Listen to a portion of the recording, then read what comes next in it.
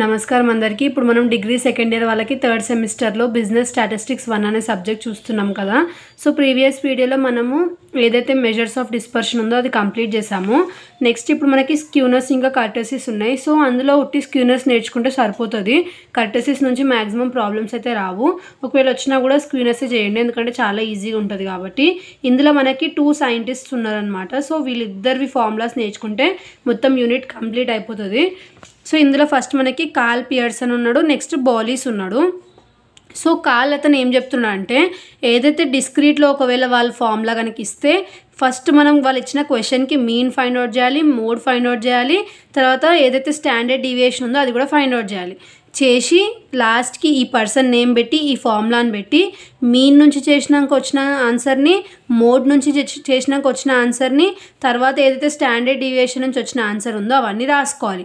Mean నుంచి మోడ్ని minus చేసి లాస్ట్కి స్టాండర్డ్ డీవియేషన్తో డివిజన్ చేస్తే అప్పుడు మనకి స్క్యూనర్స్లో ఈ ప్రాబ్లం కంప్లీట్ అవుతుంది. అదే కంటిన్యూస్లో ఇస్తే ఏమవుతుంది అంటే జస్ట్ ముందు 3 అనేది యాడ్ అవుతుంది, సేమ్ ఫార్ములా. అదే బాలీస్ది ఏంటంటే Q3 అంటే అప్పర్ క్వార్టైల్, లోవర్ క్వార్టైల్ ఇంకా మీడియన్ని మూడింటిని ఫైండ్ అవుట్ చేసి ఫస్ట్, ఆ తర్వాత ఏదైతే Q3 ఉందో దాన్ని Q1కి యాడ్ చేసి 2 మీడియన్ అంటే మీడియన్ ఏదైతే వస్తుందో దాన్ని 2తో డివిజన్ చేసి ఈ రెండిట్ల నుంచి దాన్ని మైనస్ చేసి ఆ తర్వాత Q3 మైనస్ Q1 చేయాలి. అంటే చెప్పాలంటే బాలీస్దే చాలా ఈజీ, ఎందుకంటే ఉట్టి మీడియన్ మొత్తం క్యూములేటివ్ ఫ్రీక్వెన్సీ చేసి Q3 Q1 మీడియన్ని ఫైండ్ అవుట్ చేస్తే సరిపోతుంది. అంటే n+1/2 n+1/4 3n+1/4ని సాల్వ్ చేస్తే ఈ బాలీస్కి కంప్లీట్ అవుతుంది. ఎందులో డిస్క్రీట్లో. కంటిన్యూస్లో అయితే n/2 n/4 3n/4 ఈ 3 ఫార్ములా సాల్వ్ చేస్తే బౌలీస్ది మనకి ఈ ఫార్ములా ఏదైతే స్క్యూనెస్ ఉందో అది కంప్లీట్ అవుతుంది అనమాట.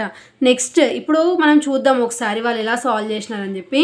ఇక్కడ మనకి కార్ల్ పియర్సన్ది ఫార్ములా ఎలా సాల్వ్ చేసినారంటే, ఫస్ట్ వాళ్ళు ఏదైతే మీన్ ఉందో అది సాల్వ్ చేసినారు, తర్వాత స్టాండర్డ్ డీవియేషన్ ఏదైతే ఉందో స్టాండర్డ్ డీవియేషన్ ఫార్ములా అది సాల్వ్ చేసినారు, ఆ తర్వాత మోడ్ ఏదైతే ఎక్కువ రిపీటెడ్ ఉందో మనకి ఇందులో లైక్ ఇవన్నిట్లో ఫ్రీక్వెన్సీలో ఏదైతే మోస్ట్ రిపీటెడ్ ఉందో అది తీసుకున్నారు, ఫ్రీక్వెంట్లీ రిపీటెడ్ని. సో తీసుకొని ఇంకా హైయెస్ట్ అన్న తీసుకోవచ్చు అనమాట. సో అది తీసుకున్నారు. తీసుకొని తర్వాత కార్ల్ పియర్సన్ అని రాసుకొని మీన్ నుంచి వచ్చిన ఆన్సర్, మోడ్ నుంచి వచ్చిన ఆన్సర్, స్టాండర్డ్ డీవియేషన్ నుంచి వచ్చిన ఆన్సర్ని మూడింటిని రాసుకొని ఈ రెండింటిని మైనస్ చేసుకొని ఇది యాస్టీస్ రాసుకొని రెండింటిని డివిజన్ చేసారు. ఇది కార్ల్ పియర్సన్ది. నెక్స్ట్ బాలీస్ది ఎలా చేసినారు, మనకి క్యూములేటివ్ ఫ్రీక్వెన్సీ రాసుకొని నార్మల్గా మనం ఎలా చేస్తాం మీడియన్కి. సో మీడియన్ లానే n+1/2 చేసినారు, మీడియన్ ఆన్సర్ వచ్చింది. నెక్స్ట్ n+1/4 చేసినారు, Q1 ఆన్సర్ వచ్చింది. n+3 n+1/4 చేసినారు, అప్పర్ క్వార్టైల్ వచ్చింది మనకి. తర్వాత ఆ మూడింటి ఏదైతే వచ్చినాయో అవన్నిటిని ఫార్ములా, ఇప్పుడు ఫార్ములా ఏంటిది Q3 + Q1 - 2 median Q3 - Q1. Q3 answer Q1 ఆన్సర్ని యాడ్ చేసుకోవాలి. తర్వాత 2 అని రాసుకొని ఇక్కడ మీడియన్ ఫస్ట్ స్టార్టింగ్లో చేసినాం కదా అది రాసుకోవాలి. ఆ తర్వాత Q3 నుంచి Q1ని మైనస్ చేయాలి, ఈ రెండింటిని యాడ్ చేసి కింద వేసుకొని రెండింటిని ఇంటూ చేసుకొని వేసుకోవాలి, ఈ రెండింటిని మైనస్ చేసుకోవాలి. ఆ తర్వాత ఈ రెండింటిని మైనస్ చేసుకోవాలి, మైనస్ చేసుకున్నాక డివైడ్ చేయాలి 30తోని. సో 30తో డివిజన్ చేస్తే మనకి ఎంత వచ్చింది, ఈ ఆన్సర్ అనేది వచ్చింది.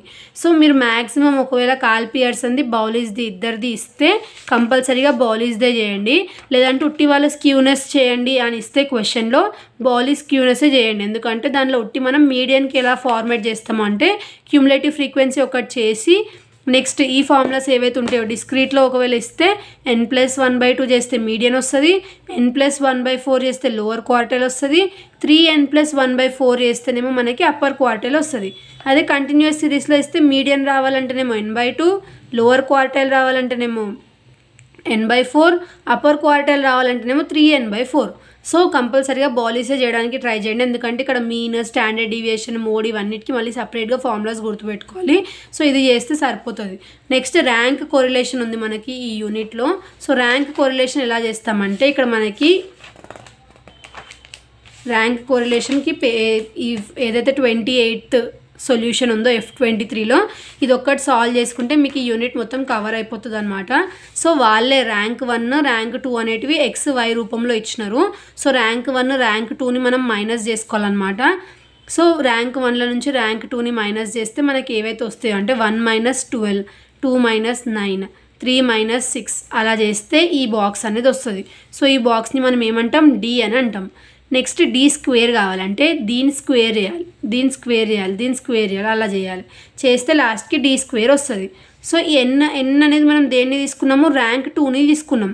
సో ర్యాంక్ 2ని మనం ఏం తీసుకున్నాం, ఎన్ లాగా తీసుకున్నాం. సో ఎన్ని వాల్యూస్ ఉన్నాయి, 12 వాల్యూస్ ఉన్నాయి. సో కౌంట్ చేసి తీసుకున్నాం.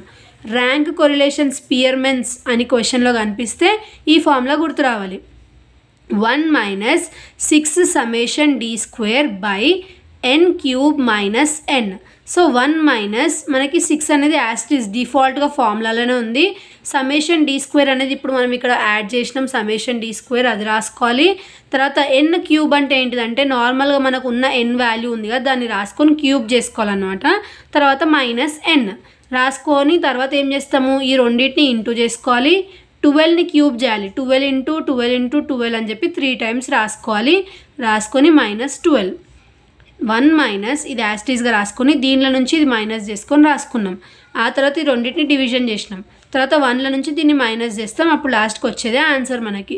సో మీకు ర్యాంక్ కొరిలేషన్ కావాలి అంటే కంపల్సరీగా ఈ సింగిల్ ఫార్ములా నేర్చుకుంటే ఈ యూనిట్ కవర్ అవుతుంది. సో ఈ యూనిట్ నుంచి మనకి ఏముంది, స్క్యూనెస్ ఉంది, ఇంకా ర్యాంక్ కొరిలేషన్ ఉంది. స్క్యూనెస్లోనేమో బాలీస్ది చేయండి, అది ఓన్లీ మీడియన్ లానే ఉంటుంది. కాబట్టి ర్యాంక్ కొరిలేషన్ స్పియర్మెన్స్ అని అడిగితే ఈ ఫార్ములా నేర్చుకొని ర్యాంక్ 1 ర్యాంక్ 2 వాళ్ళే ఇస్తారు. సో ఈ రెండింటిని మైనస్ చేసుకుంటూ డి మనం రాసుకోవాలన్నమాట. సో డీని స్క్వేర్ చేసుకోవాలి. ఆ తర్వాత మిగిలిన అన్ని మనకు ఫార్ములాలో ఎక్కడెక్కడ వాల్యూస్ ఉన్నాయో వీటిని అప్లై చేస్తే ర్యాంక్ కొరిలేషన్ అనేది మనకి కంప్లీట్ అవుతుంది. ఒకసారి చూడండి, ఈ ఫార్ములాని నేర్చుకోండి. ఇది మనకి బిజినెస్ స్టాటిస్టిక్స్ 1 ఆల్ యూనిట్స్ అనమాట. సో ఇక్కడతో మనకి మొత్తం సిలబస్ కంప్లీట్ అయింది బిజినెస్ స్టాటిస్టిక్స్ 1ది. ఇప్పుడు వరకు నేను చెప్పిన ప్రాబ్లమ్స్ అన్నీ ఎగ్జామ్ పాయింట్ ఆఫ్ వ్యూలో ఇంపార్టెంట్ వచ్చేటివి. సో ఇవి మాత్రం మీరు కంపల్సరీగా నేర్చుకుంటే అవే ఎగ్జామ్లో వస్తాయి.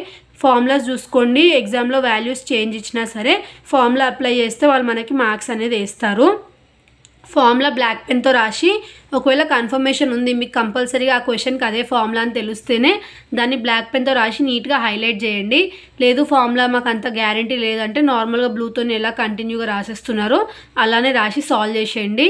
బాక్సెస్ నీట్గా నార్మల్గా పెన్సిల్తో డ్రా చేయాలి.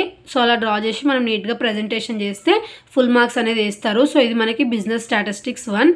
నెక్స్ట్ వీడియోలో కొత్త సబ్జెక్ట్ స్టార్ట్ చేద్దాం. Thanks for watching.